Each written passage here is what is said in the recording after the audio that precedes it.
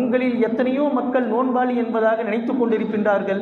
ஆனால் அவருடைய நோன்பு அவருடைய பசியை தவிர வேறு எதுவுமே அவங்களுக்கு கொடுக்காது. ஏன் அப்படின்னா ரெண்டு விஷயம் இருக்குது. ஒன்று, அந்த நோன்பினுடைய சட்டத்திட்டங்கள் அவங்களுக்கு தெரியல. எந்த காரியம் செய்தால் நோன்பு முறிந்துவிடும் என்ற சட்டம் அவங்களுக்கு தெரியல. ஒன்று. ரெண்டாவது, காலையில் இருந்து மாலை வரைக்கும் அல்லாஹ்வுடைய கிருபையில் நம்ம என்ன செஞ்சோம்? நோன்பு வச்சோம். ஹராமான உணவை கொண்டு ஒரு மனிதன் நோன்பு திறந்தால் அவருடைய நோன்பு நாசமாக போயிடும். நௌசுபில்லா. அப்போ பெருமானா ஸல்லல்லாஹு அலைஹி சொல்கிறாங்க, ருப்ப சாயிமுன் லைஸ லஹு மின் சியாமிஹி இல்லல் ஜூ. அவருடைய நோன்பு பசியை தவிர வேறு எதுவுமே அவங்களுக்கு கொடுக்காது.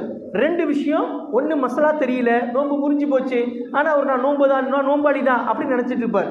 ரெண்டாவது விஷயம், ஹராமான உணவை கொண்டு என்ன செஞ்சிருப்பார்? நோன்பு திறந்திருப்பார். பெரியன்பர்களே, இதனால் நம்ம அல்லாஹ்வுடைய கிருபையில் கஷ்டப்பட்டு நோன்பு வைக்கிறோம். அதனுடைய சட்டத்திட்டங்கள் என்ன, அதனுடைய மசாலாக்கள் என்ன, மசாயில்கள் என்ன, சட்டத்திட்டங்கள் என்ன என்பதை தெரிந்து வைப்பது